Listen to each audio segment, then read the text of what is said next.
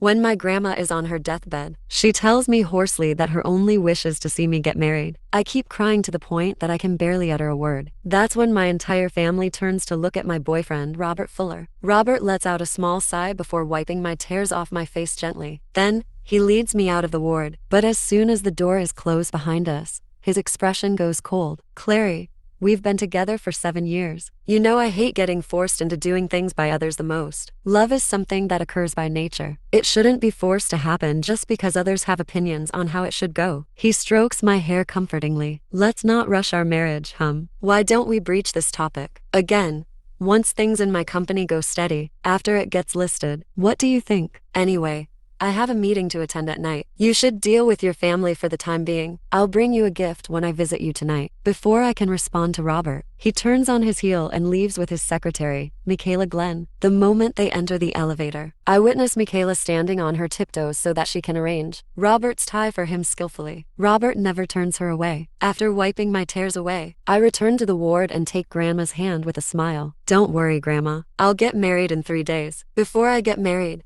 I want you to do my hair for me. The moment I said that, the tension in the ward finally eased. Grandma's eyes turned red as she murmured, "That's good." After I drove Mom and Dad home, Mom asked me to come into the study alone. "Clary, there's something I've been holding back for a while, but I think you should know." She hesitated, reluctance flickering in her gaze as it lingered on me. "Last month, on your birthday, Rob stopped by to drop off a gift. He didn't even stay 5 minutes before saying he needed to leave because of work. But half an hour later, a friend of mine saw him at a veterinary clinic on the south side of the city. He was there with a woman in loungewear, taking her dog in. It looked like that secretary of his, Miss Glenn." Mom pushed a photo toward me. In the picture, Michaela Glenn held a dog wrapped in bandages, looking up as she said something with a smile. Standing beside her, Robert Fuller was leaning in, listening intently. His gaze was so focused and indulgent that it practically radiated off the glossy paper, even without any physical contact. The two of them seemed bound together or by an invisible tether, as if they were in their own private world. I stared at Robert and was briefly dazed. There was a time when he looked at me the same way, attentive and warm, his emotions mirroring mine.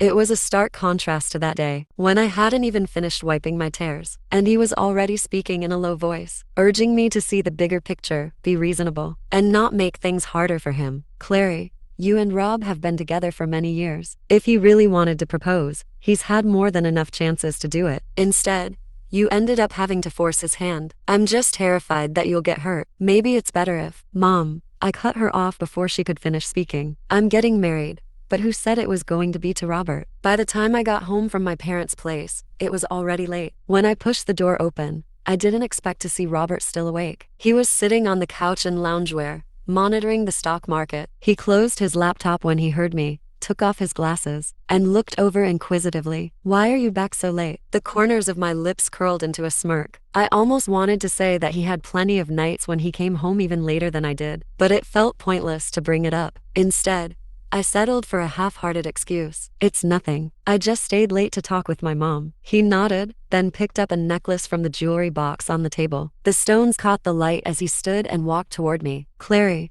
thanks for helping smooth things over with the whole marriage situation. You know I've always planned to marry you. The timing just isn't right yet. I want to give you the best wedding you deserve." As he spoke, Robert reached out, trying to pull me into his arms and fasten the necklace around my neck, just as he always did. Since the beginning of our relationship, whenever he did something that hurt me, he would try to make it up with gifts. Back then, no matter how expensive the gift was, he would always be genuinely remorseful. He would apologize with utmost sincerity and try to make me smile again. Now, there was none of that. His expression was calm, his eyes steady, like everything was already under his control. There wasn't a hint of tenderness in his demeanor. This version of him felt like a stranger to me. I turned my head away and stepped back, avoiding his hand and his embrace at the same time. "Robert, you don't have to do this. It's over between us." Robert's expression instantly darkened. "Clarissa, you've never been the type to let your emotions get the better of you. Is this because I didn't want to marry you right now? Did you and your parents cook this up together to back me into a corner?" I looked at him, meeting the fire in his eyes with nothing but calm. "I'm not forcing you to do anything. I just don't want to be with you anymore." His expression contorted with fury. "We've been together for 7 years. No one knows better than I do how you feel about me. Don't try to play games with me. I'm not falling for that." He was convinced that I was just throwing a tantrum, using Grandma's health to manipulate him and squeeze a proposal out of him. Looking at him, I suddenly found it ridiculous that I had held on for so long, and that it took me this long to see him for the cold and selfish man he truly was. I'm not playing games, Robert. You're just as self-centered. You only think about yourself, your company, and your reputation. You've never thought about me or what my family wants. That struck a nerve. Robert's expression darkened, his voice rising. I've been working nonstop to take the company public. Don't you think I'm doing that to give you a better life? I'm postponing the wedding because I want it to be perfect for you. Clarissa, why can't you just be reasonable? Stop trying to force me into doing things I'm not ready for. Reasonable? My nose stung. Hadn't I been reasonable enough? Not long after we got together, he said I was too sharp. So I learned to dull my edges and withdrew into myself. For years, despite how much I wanted to get married, I allowed his endless excuses to convince my family and me to wait a little longer. Even now, because of my love for him, I had turned a blind eye to his intimacy with Michaela, convincing myself that he still loved me. This version of myself was someone even I despised. Robert, whether you believe me or not, I'm done. I don't want to keep waiting for you. I don't want to keep revolving around you. And I'm definitely done watching you and Michaela constantly push the boundaries. At the mention of Michaela, Robert's eyes flickered before settling back into anger. I've told you before, she's just my subordinate. Stop making a scene over nothing. As for the wedding, there's nothing to discuss. We wait until the company goes public and is stable. You can throw all the tantrums you want, but it's not going to change a single thing. With that, he tossed the necklace onto the couch and stormed off. The door slammed shut behind Robert, and the framed photo by the entryway fell and shattered on the floor. We had bought this place in our 3rd year together. I had handled every detail of the renovation myself, tucking my hopes and dreams for the future into every corner of the house. Now, the warmth was gone, and all that remained was disappointment. I opened the closet and took out my clothes, folding them piece by piece before placing them into the suitcase I had prepared earlier. In the study, I only took the documents I needed and left everything else untouched. After packing, I arranged for a courier company to send the suitcase to the apartment I had rented. Once everything was done, I sat on the couch, staring blankly ahead. Just then, my phone buzzed with a notification. Michaela had just posted on her social media. The caption read, "My cramps are killing me, but someone made me chamomile tea. I'm so lucky." The post featured a photo of a kitchen. A man with broad shoulders and a narrow waist stood at the stove, his back to the camera. From the angle of the picture, I could see that he was dressed in a fitted suit, with a teddy bear apron tied around his waist. Even without seeing his face, I could tell from his posture how relaxed he was. This version of Robert was the complete opposite of the cold, distant man he was with me. In the past, Michaela's subtle provocations would have sent me into a spiral as I furiously demanded an explanation from Robert. Now, I simply double-tapped the screen to like the post before blocking both of them. Not long after, there was a knock at the door, and I received a letter. I opened it, only to find a wedding invitation printed on a deep crimson card accented with gold leaf. At the same time, a message from Nathan Crosby popped up on my phone. Nathan was a steady and reliable man. He was also a venture capitalist I'd been introduced to through a family connection. When I had finalized my wedding date 3 days ago, we had agreed to marry that very night. "Clary, did you get the invitation? This is the design you picked. Let me know if it matches what you had in mind." I paused for a moment, not expecting him to be this efficient and meticulous. This sense of security was something I had never once received from Robert. Snapping back to myself, I sent Nathan a confirmation. Lowering my gaze, I looked at the date printed on the invitation. It was only 3 days away, but that was more than enough time. The next morning, I went to the office to tie up any loose ends on my current project. As soon as I stepped into the workspace, I heard whispers around me. "Did you see Miss Glenn's Instagram post? Mr. Fuller made chamomile tea for her himself. The whole company's talking about it, and he hasn't denied anything." That's basically a tacit admission. I think they actually look good together. I paused for a moment. In the past, Robert insisted that office romances were a liability, forcing us to keep our relationship a secret. Now apparently, he couldn't care less. The murmurs died instantly the moment my colleagues spotted me, panic and awkwardness flickering across their faces. Before Michaela's appearance, they had rooted for Robert and me, knowing that we had built this place from the ground up after we graduated. I could tell what they were thinking, and reassured them. "You don't have to be nervous. They do look good together." The words had barely left my mouth when an angry voice came from behind me. "Clarissa." Robert emitted a chilling aura as he walked over, his expression dark as his gaze swept across the room. Everyone lowered lowered their heads at once, not daring to make a sound. "Come to my office." He turned and marched inside. I followed. The second the door shut, he turned and stared at me in silence.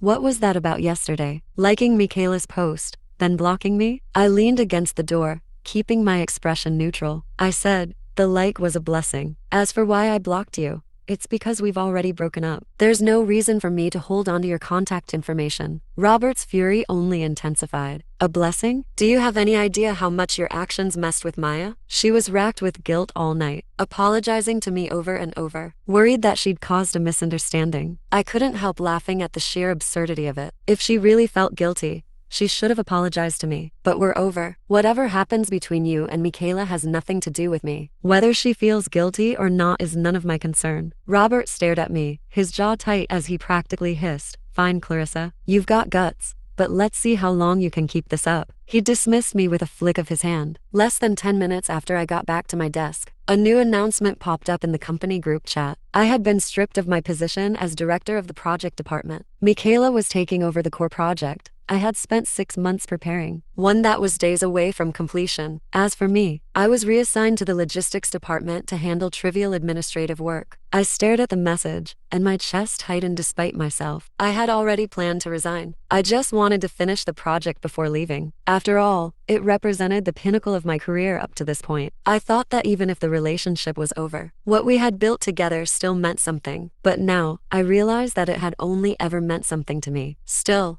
it was for the best. At least it put a clean break to things. I went on my computer and had just finished drafting my formal resignation when a message came in from Nathan's assistant. "Miss Scriver, Mr. Crosby wanted to let you know that your wedding dress is ready. You can head to the boutique after work for a fitting. Please let me know if any issues arise." After work, I went to the bridal boutique. The staff smiled and greeted me. "Miss Scriver, Mr. Crosby mentioned that you'd be coming. Your dress is in the fitting room." The satin gown was simple and structured, with clean lines that made my figure look tall and elegant. I stood in front of the mirror, looking at myself as a flood of memories came rushing back. Robert once said that when the company stabilized, he would get me the best wedding dress in the city and throw me a wedding. That would be the envy of everyone we knew. I had believed him. I waited, year after year, until the anticipation wore itself down to utter disappointment. My nose stung, and my tears fell before I could stop them. I wasn't crying because of Robert. I was crying for the version of myself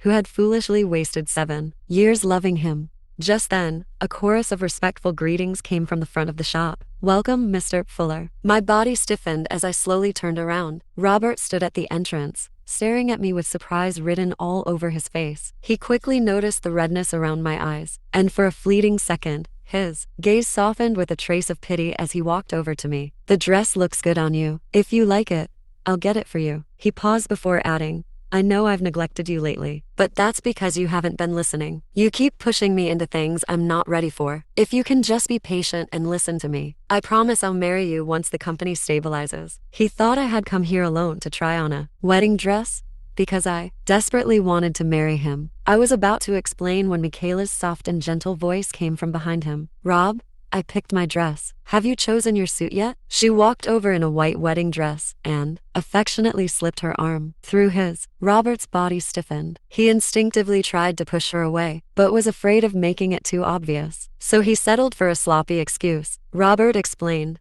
"Clary, don't get the wrong idea. Michaela just wanted to see what it's like to try on a wedding dress. And she doesn't really have any male friends. You know how women are. They see something online and want to try it for themselves." There was a time when I begged him, over and over again, just to go try on a wedding dress with me. He said I was being influenced by the internet, that a wedding dress was just a piece of clothing, and I was making a big deal out of nothing. Yet here he was, carving time out of his schedule to accompany Michaela to try on wedding dresses. I didn't feel like saying another word. I turned and started to leave, but Michaela quickly stepped forward and grabbed my wrist. "Clarissa, Mr. Fuller is telling the truth. If you're still upset, you can take it out on me." Before I could react, her body tilted, and she collapsed toward the floor with a soft cry. "Ouch." She gently clutched her ankle, her face turning pale as if she were in real pain. "Rob, I think I twisted my ankle. It really hurts." Upon seeing this, Robert shoved me aside and rushed to her, steadying her as he looked at me, anger blazing in his eyes. "Clarissa Scriver,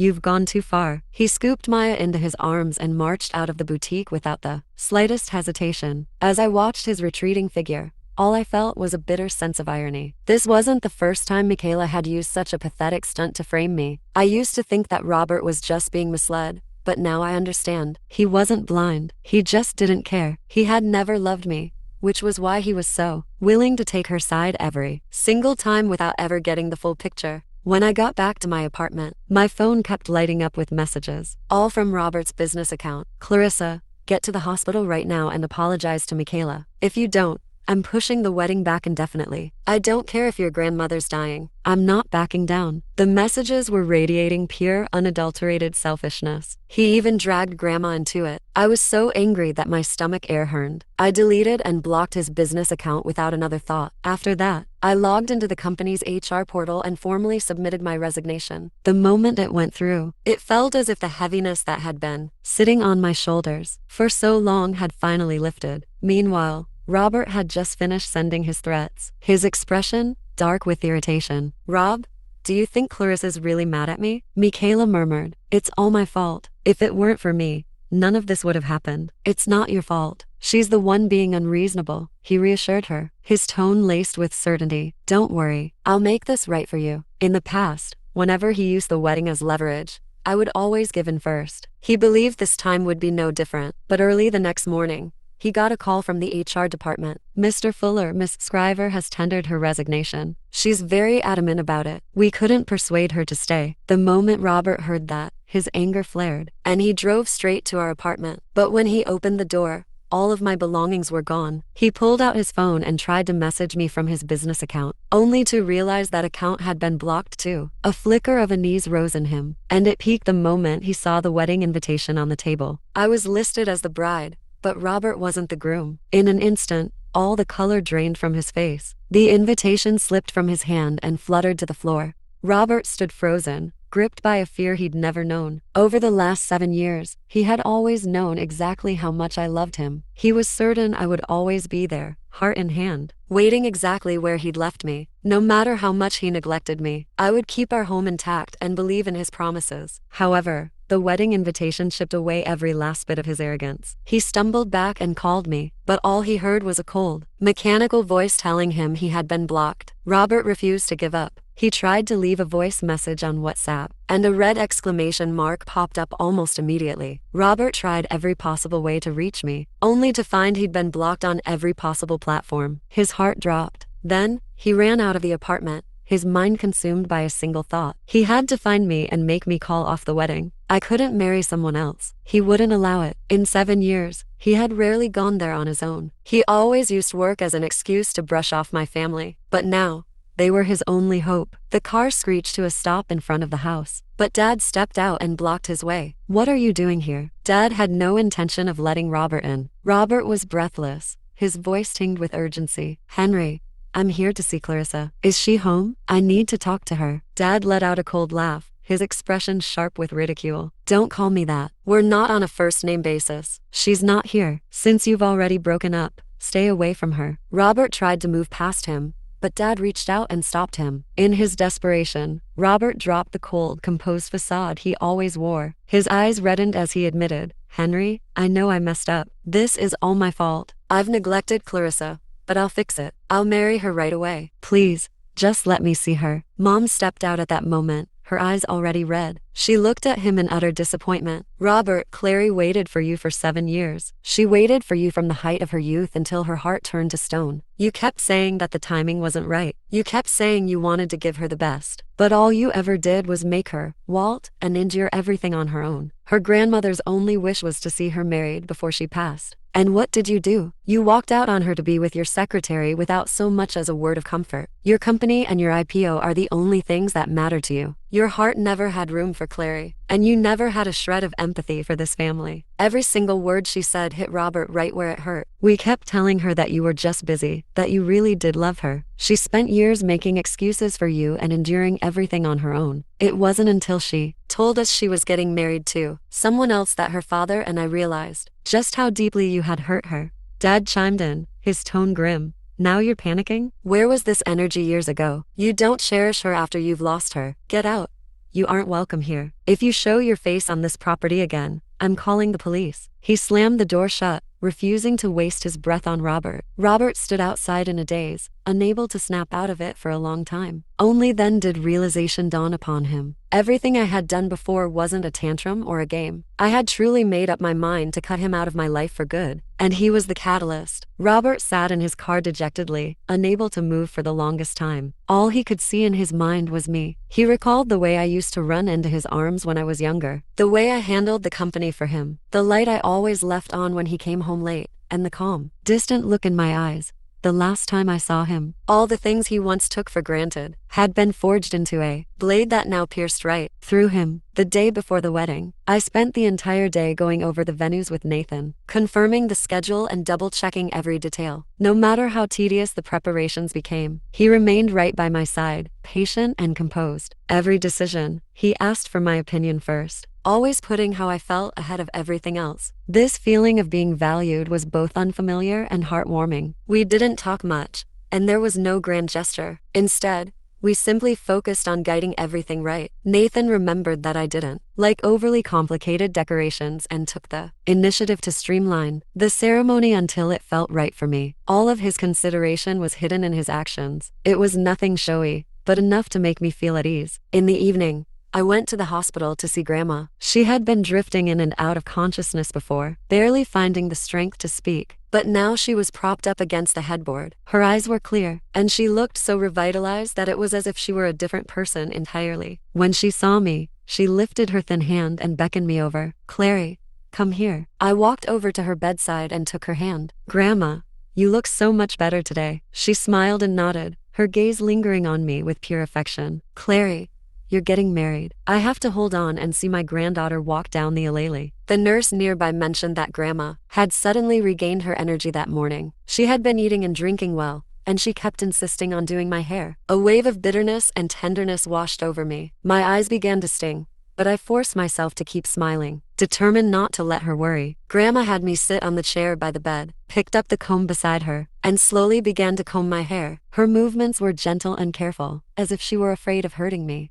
She spoke softly as she worked. "You've always been so well behaved, and you've grown into such a mature woman. Now that you're getting married, you have to live well. Be kind to those around you, but remember to love yourself too. Don't let yourself suffer in silence. My only hope is for you to be safe and happy for the rest of your life, to be loved, to be cherished, and never have to suffer again." The comb moved through my hair, its warmth spreading to the depths of my heart. I fought back the tears and murmured, "I know, Grandma. I will." 7 years of waiting and misery seemed to fade away in that moment. With each gentle stroke of the comb and Grandma's hopes for my future, I knew I had made the right choice. Leaving Robert meant embracing a brand new life where I would be someone's top priority. Just then, the door to the ward was pushed open. Robert rushed in, his eyes locked on me, his breathing uneven. "Clary, I finally found you. Please, just give me one more chance. I know I made a mistake. I really do." The peaceful atmosphere of the room vanished in an instant, replaced by a silence so heavy that one could hear a pin drop. I didn't look at Robert, and simply said evenly, "Leave. You're not welcome here." He didn't move. Instead, he stepped closer, his face etched with humility. "Clary, don't say that. I know I was awful. I ignored you, and I didn't see how much you were hurting. I let Michaela cloud my judgment." Robert said, "Trust me, I've already seen Michaela for who she really is. I fired her this morning. She won't show up in front of us again. I can put the IPO on hold too. I'll go and arrange it this second. Every plan can be pushed back. I don't need anything as long as you cancel the wedding. As long as you don't marry Nathan." He stepped closer as he spoke, but Grandma stopped mid-motion, the comb pausing in my hair. She pinned him with a cold, steady gaze. "Love doesn't work that way. Just because you decided to turn back, doesn't mean she has to be waiting for you right where you left her. For your sake, Clary has already endured more than enough. Don't ever come looking for her again." Robert turned to Grandma, his voice frantic. "I know I made a mistake. I'll treat her well from now on. I'll give her the life she deserves. Please talk to her for me." "There's nothing to talk about. I don't need anything from you." I finally lifted my eyes and looked at him. "Robert,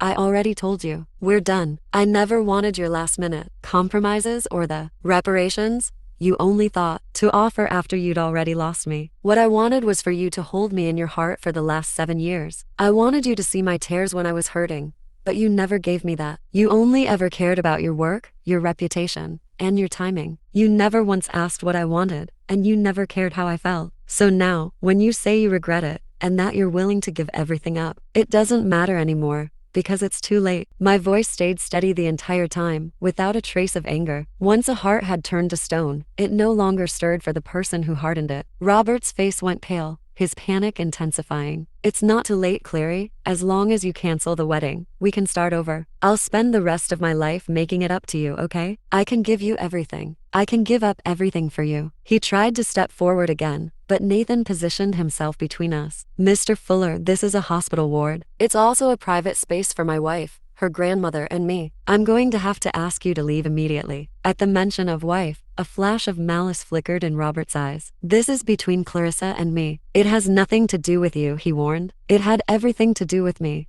the moment she chose to marry me. Nathan remained calm and steady, his composure forming a sharp, unflattering contrast to Robert's desperation. You've already hurt her enough. If you keep doing this, you're only making it worse for her. I'll say this once more. Please leave immediately. Do not disturb us again. Nathan didn't make any grand gestures. He simply watched Robert with a calm, level gaze while radiating a pressure that felt impossible to defy. Robert looked at me, finding only utter indifference in my expression. After a long moment, his shoulders finally slumped, and the light in his eyes flickered out. He cast one final look at me before turning around and making his way out of the ward. The door closed softly behind him, completely cutting him off from sight. Grandma picked up the comb again and resumed brushing my hair with that same gentle touch. Don't be afraid, Clary, she murmured. Better days are waiting for you. I leaned against her and nodded gently, my heart settling into a rare sense of tranquility. Late that night, however, the internet erupted. Realizing that Robert hadn't moved on from me, Michaela released a series of photos that were taken from deceptive angles. Robert and Michaela appeared together in most of the pictures, but the angles made them look unusually intimate. Michaela added a lengthy caption to the post, implying that she and Robert had been in a long-term relationship. She even hinted at the sacrifices she had made for him, only to be mercilessly dumped. The story went viral on social media, quickly climbing the trending topics. Robert's company had been preparing to go public. The negative press hit hard, stock projections wavered, and anxious investors began flooding his office with inquiries. When Robert learned what had happened, he was livid. He immediately ordered the legal department to handle the fallout. File a defamation suit against Michaela immediately, he barked. I want a public apology and every single piece of fabricated content deleted. After the call ended, he posted an official statement on the company account. The intimate photos circulating online have been maliciously doctored. My relationship with Michaela Glenn has never exceeded a professional capacity. We have initiated legal proceedings to hold those responsible for these rumors accountable. At the same time, his legal team released the original video footage, from which the photos had been taken. The clips clearly showed that every image had been deliberately cropped at selective angles, and the actual situation was completely different from what Michaela had described. After the statement was released, public opinion began to shift. Is she one of those delusional fangirls who thought a CEO was in love with her? Still,